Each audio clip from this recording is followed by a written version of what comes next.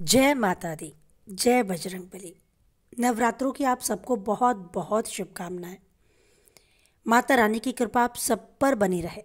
यूँ तो हम सभी अपनी श्रद्धा, अपनी क्षमता, अपनी आस्था के अनुसार माता रानी से या किसी भी और देवता से पूजा अर्चना करके उनके सामने एक छोटे बालक बन के प्रार्थना करते ही रहते हैं।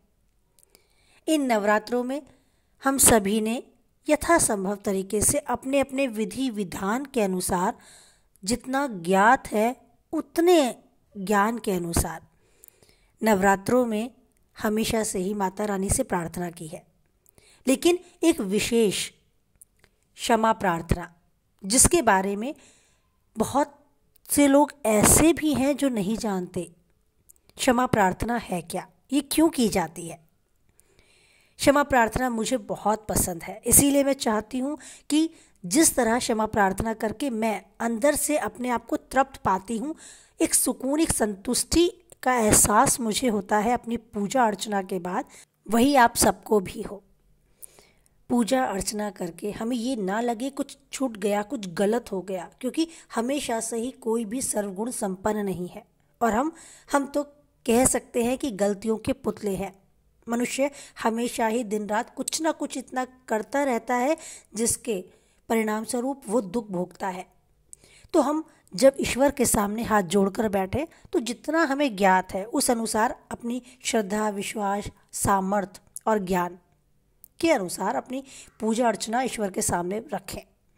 लेकिन फिर भी अगर कोई कमी रह गई, कुछ गलती हो गई, तो उसके लिए होती है क्षमा प्रार्थना, जो मुझे रियली बहुत पसंद है। आइए, अभी हमने जाना क्षमा प्रार्थना करते क्यों हैं और अब हम क्षमा प्रार्थना क्या होती है उसे जानते हैं। एक सेटिस्फैक्शन, एक संतुष्टि के लिए पूजा अर्चना करने के बाद हम हाथ जोड़ के ईश्वर के सामने बैठें और सच्चे मन से इस क्षमा प्रार्थना को करें।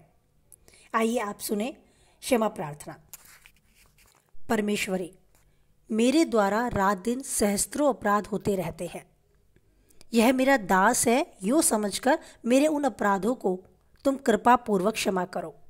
परमेश्वरी, मैं आह्वान नहीं जानता, मैं विसर्जन नहीं जानता, मैं पूजा करने का ढंग भी नहीं जानता, आप मुझे क्षमा करें। हे देवी, हे सुरेश्वरी, मैंने जो मंत्रहीन, क्रियाहीन और भक्तिहीन पूजा की है वह सब आपकी कृपा से पूर्ण हो।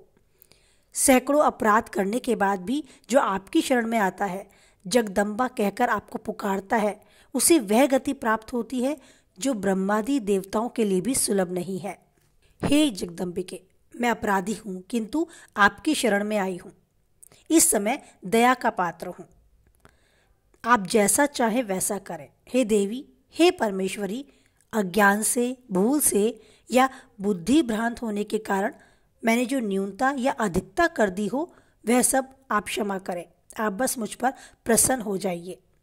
हे सच्चिदानंद स्वरूपा परमेश्वरी, जगत माता कामेश्वरी, आप प्रेम पूर्वक मेरी यह पूजा स्वीकार करें और मुझ पर प्रसन्न हो जाए।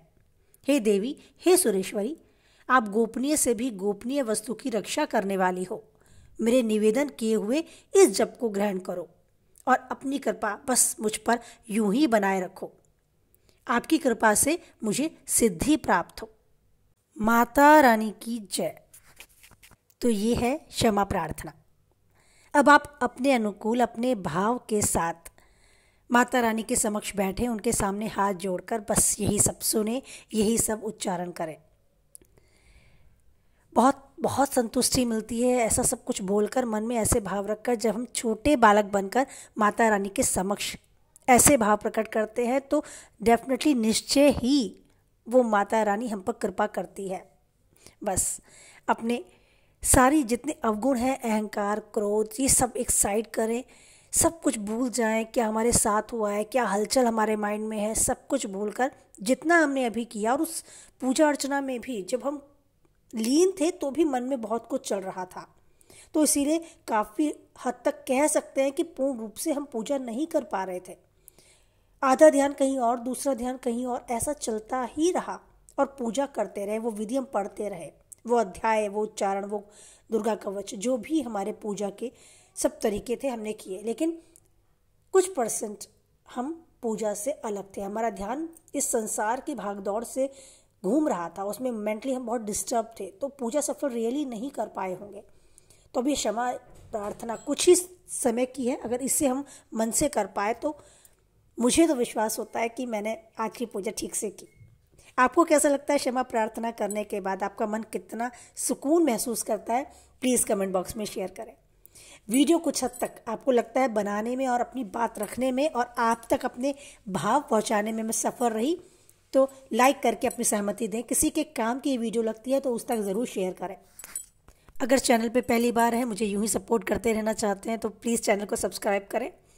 फिर मिलते हैं, तब तक के लिए बस एक बात बोलें, जय माता दी, जय बालाजी महाराज।